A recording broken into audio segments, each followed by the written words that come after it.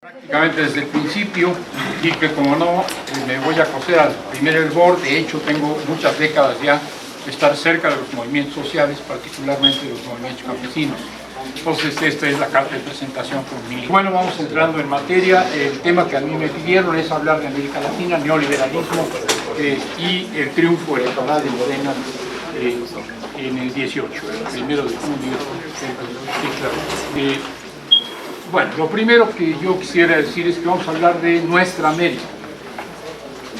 Y digo nuestra América empleando un término que acuñó, aunque no lo puso necesariamente de corrido, como una sola palabra, sino como dos, José Martí, al referirse en un artículo que se titula precisamente Nuestra América, a esta América Latina que incluye al Caribe.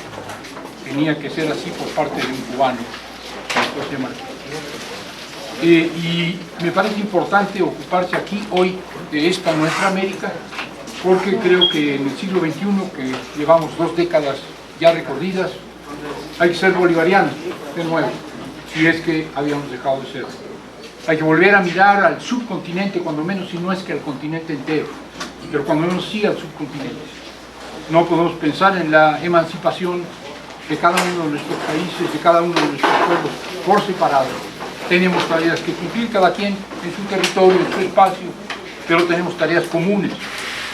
La derrota del ALCA y el triunfo del ALBA, el mejor momento de los gobiernos de izquierda en América Latina, en el Cono Sur, fue una expresión de que se puede modificar la correlación de fuerzas a nivel continental y que eso ayuda a los procesos de carácter nacional.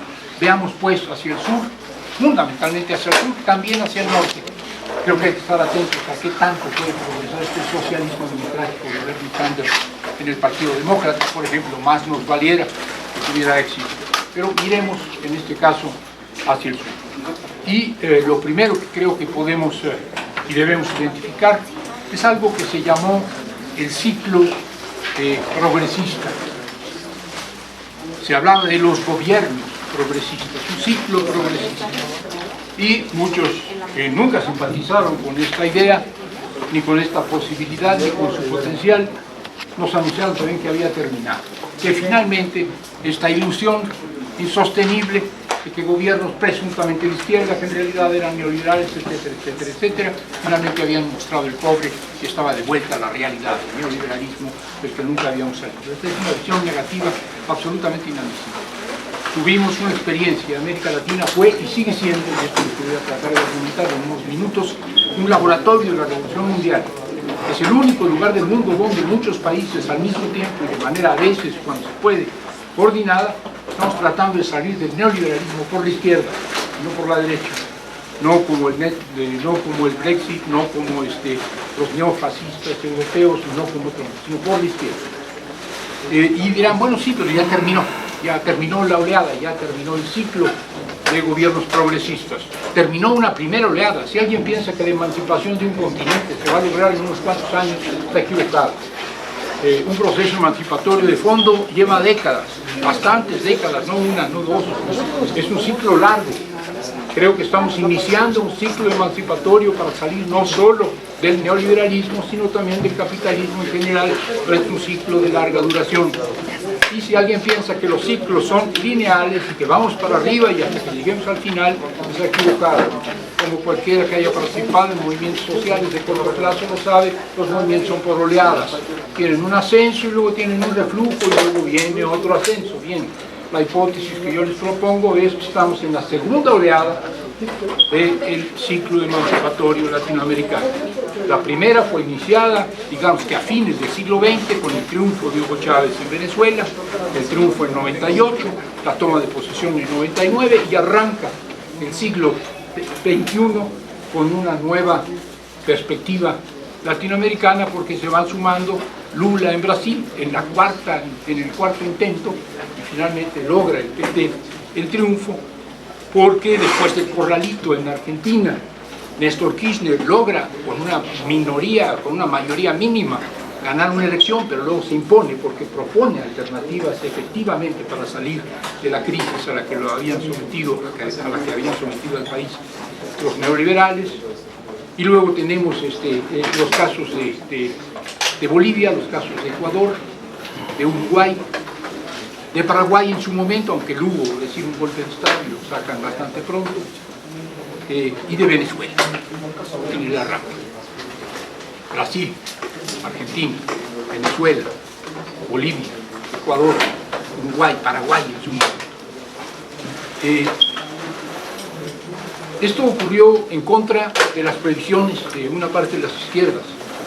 Creo gente de suficiente edad como para haber compartido estas reflexiones que muchos teníamos a fines del siglo pasado. A fines del siglo pasado había una serie de izquierdistas académicos, diría yo mayormente izquierdistas académicos, no del movimiento social, sino académicos, que nos decían la globalización acabó con el Estado-Nación. El Estado-Nación no tiene sentido ya, las naciones no tienen sentido ya, son territorios en los que no vale la pena luchar. El mundo está globalizado por las corrientes del capital, está globalizado por el capital financiero, está globalizado por las transnacionales, está globalizado por los organismos multilaterales, Fondo Monetario, Banco Mundial, está globalizado por la presencia de los imperios. El mundo está globalizado, las naciones son historia, no tiene caso plantearle la lucha en las naciones. Recuerden ustedes un planteamiento que todavía está vivo en algunos compañeros del círculo que gira en torno al STLN, es lo local y lo global, y los caracoles y las intergalácticas. En medio no hay nada, en medio estamos nosotros haciéndole al pendejo, creyendo que podemos hacer un proceso de transformación desde las naciones. Pues bien, el ciclo emancipatorio latinoamericano que se inicia con procesos nacionales, con Venezuela, con Brasil, con Argentina, con Bolivia, con Ecuador, nos muestra que el espacio nacional es un espacio legítimo y que hay que dar la lucha en el espacio nacional. Lo segundo que tenemos que aprender de ahí es que no es posible ganar gobierno, no es posible llegar al poder político. No digo que se tenga todo el poder, pero bueno, al poder político, al poder de la administración pública, si no es acompañado de movimientos, si no hay fuerzas sociales detrás, no hay partido que pueda ganar una elección a los de siempre. Es bastante claro, en el caso de en el caso de Venezuela no hubiera sido posible sin lo que se llamó el Caracazo, un movimiento popular muy fuerte, bañado en sangre. No hubiera sido posible en Brasil sin la presencia de movimientos tan importantes como el MST, el Movimiento de los Sin Tierra, un movimiento campesino, y la COP, la Central Obrera Brasileña, que están vinculados al PT y otros movimientos menores. No hubiera sido posible en Argentina, aunque él no tuvo inmediatamente el apoyo de los piqueteros, sin los piqueteros que lucharon contra el corralito y que lucharon contra las recetas del Fondo Monetario Internacional del Banco Mundial en Argentina. No hubiera sido posible en Bolivia, pues, evidentemente, que un aymara llegara a la presidencia de la República y que un intelectual que había estado en la guerrilla y en el intento de tomar el poder por la vía de la violencia, como es García Linera, pudieran ser presidente y vicepresidente respectivamente, si no hubiera estado la guerra del agua, la lucha contra la privatización del agua en Cochabamba, si no hubiera estado la guerra del gas, sobre todo en el Alto, si no hubiera estado la guerra de la coca, es decir, la coca es cultura, la coca no es solamente una droga, en los Yungas, en Chaparén. Y así sucesivamente, sin la CONAIE y la FENOCIN, las organizaciones indígenas e indígenas afrodescendientes de Ecuador, no hubiera sido posible que Correa llegara, aunque esté peleado con estas organizaciones. Sin el movimiento social no hubieran llegado estos gobiernos de izquierda. Pero hay que también reconocer esto, tampoco les gusta a muchos analistas, que después de que los gobiernos llegan al poder y se estabilizan, más o menos se estabilizan, los movimientos sociales se regresan a lo suyo, se regresan a la vida cotidiana. Y en muchos casos, y es lamentable, pasan facturas. Ya te llevamos al gobierno, ahora cúmplenos. Pareciera que la lucha termina cuando ya finalmente llega Lula al gobierno y ahora sí, haz la reforma agraria, cabrón, para eso te pusimos ahí. Bueno, decía Lula, si no están ustedes en las calles, me va a costar trabajo porque tengo presiones. Sí se entiende lo que estoy diciendo. Sí. Los movimientos no acompañan a los gobiernos, hay un proceso como de relevos, ¿no? Va el movimiento y luego va el gobierno, y el movimiento se repliega, o pasa facturas, o se va a lo suyo, pues la gente no está movilizada todo el rato, digo, todos sabemos eso. Y bueno, esto deja a los gobiernos solos, pero los gobiernos mostraron una enorme iniciativa. En Bolivia se gobernó 12 años, yo creo que se va a volver a gobernar, espero que así sea. No va a estar nada fácil, pero se gobernó 12 años, y en 12 años Bolivia cambió. Bolivia es otra, no solo hay crecimiento económico, hay distribución. En Brasil también, millones de pobreza extrema, ya ves, de la pobreza, y ahora son clases medias que se vuelven en contra del gobierno del PT, ok. Se recuperó la dignidad en Argentina, volvieron a comer carne y pan, estaban en las ollas que servían comida en las calles, no sé, estos gobiernos hicieron lo que podían hacer y hasta donde lo podían hacer, pero esto termina, son ciclos. Te la ganan a la buena o a la mala, te la ganan a la mala en Bolivia, te la ganan a la buena, diríamos, en Uruguay. Perdió el Frente Amplio en Uruguay, 12 años de gobernar, perdió.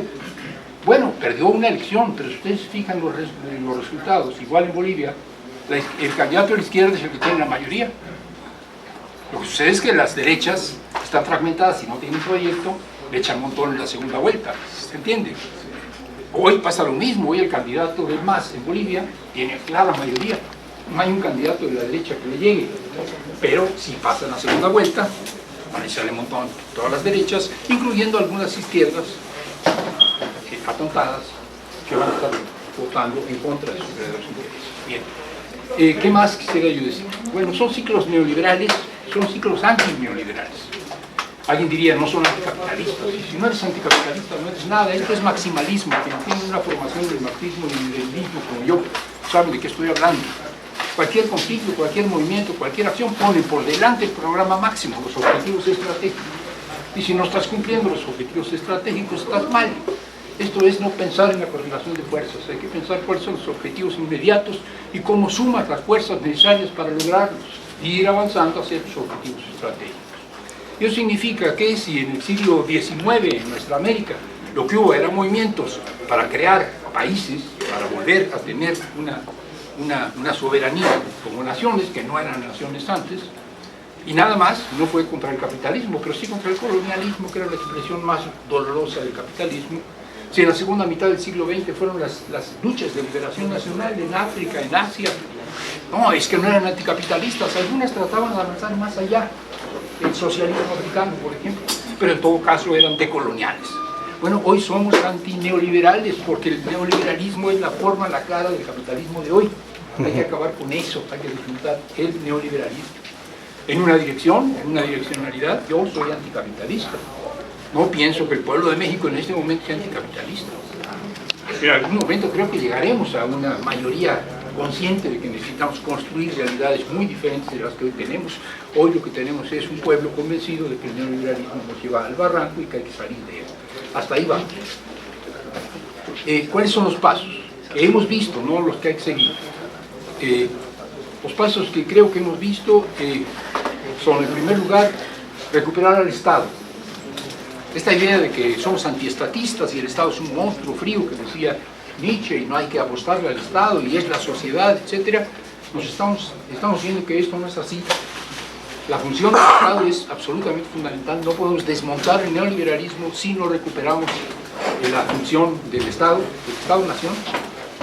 En términos, estoy hablando ahora de un aspecto nada más, estamos hablando del neoliberalismo como modelo económico, el Estado como conductor del desarrollo. Si el Estado no toma cartas en el asunto, la economía neoliberal, la economía dominante, la economía de las transnacionales, la economía de los circuitos financieros, se va a apoderar de la sociedad otra vez. Necesitamos que el Estado intervenga, que el Estado regule, que el Estado que cumpla la Constitución mexicana, que dice que debe planear democráticamente el desarrollo. El Estado tiene esa función constitucional, que lo cumpla. Eso sucedió en América Latina.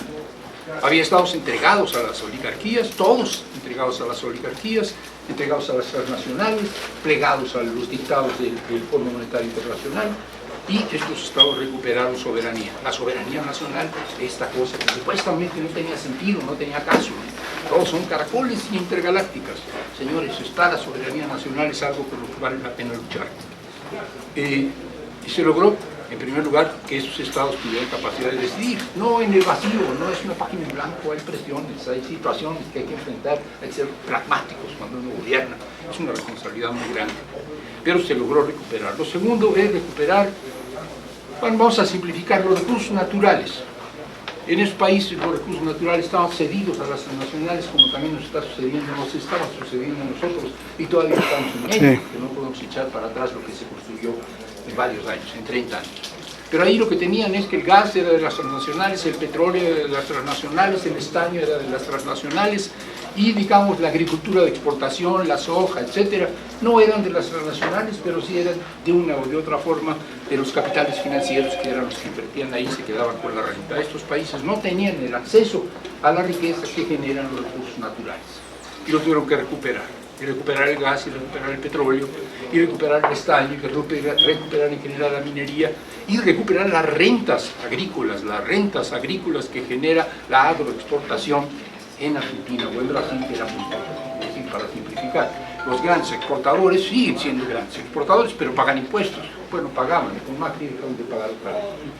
Bueno, sin más. Y esto es el tercer paso. Esto hay que redistribuir. Hay una emergencia, una urgencia en todos los países sometidos al neoliberalismo, y es la extrema pobreza, la polarización extrema, el 1 contra los 99. En el caso nuestro, 99 están hundidos, muchos de ellos en la pobreza más extrema. Lo primero que hay que hacer es compensar esto, sacar a la gente de la pobreza extrema, que eso es redistribución del ingreso y no es creación de riqueza. Sí, claro, es redistribución del ingreso. Alguien está en contra de redistribuir el ingreso. Probablemente no puedes durar 20 años redistribuyendo el ingreso, necesitas crecer y crear riqueza, pero para empezar y de arranque lo que hay que hacer es redistribuir el ingreso, claro que sí.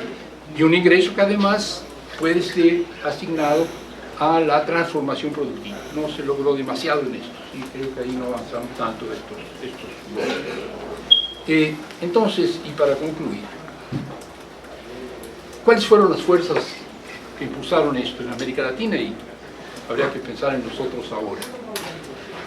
Por un lado, movimientos, ya lo dije, sin los movimientos sociales no hubiera habido cambio hacia la izquierda en el subcontinente, pero los movimientos son poderosos, lo sabemos, son expansivos, lo sabemos, pero son efímeros. Hoy tenemos un movimiento de las mujeres en contra de que las maten, de que las violenten, de que las violen, que sus derechos no se reconozcan, etc. En contra del patriarcado, en contra del sexismo, del machismo, poderosísimo, con una capacidad de convocatoria enorme, pero se va a pagar, lo sabemos. Va a quedar estructura, va a quedar organización, sobre todo va a quedar una conmoción política en el país, una conmoción política, ética, moral, muy poderosa, pero como movimiento tiene altas y bajas, así lo sabemos. Si queremos que una lucha continúe, tiene que haber algo más que un movimiento. El movimiento además va a lo suyo, se focaliza, tiene intereses particulares, por eso moviliza, porque mueve el interés particular de aquellos que están en ese movimiento. Si tú eres mujer y no estás en un movimiento de las mujeres, ¿qué te pasa? Pero no necesariamente estás con los migrantes, o no necesariamente te preocupan los transgénicos, tú estás en el movimiento de las mujeres. Si te preocupan los transgénicos, estás en los transgénicos. No necesariamente, qué sé yo, en la equidad de género. Entonces, los movimientos son efímeros, particularistas y cortoplacistas. Queremos ciertos objetivos inmediatos. Claro, pensamos en la utopía, queremos un futuro diferente, pero tenemos objetivos inmediatos, por eso nos movilizamos. Eso no basta, eso desgasta, eso pone en crisis a veces la dominación oligarca.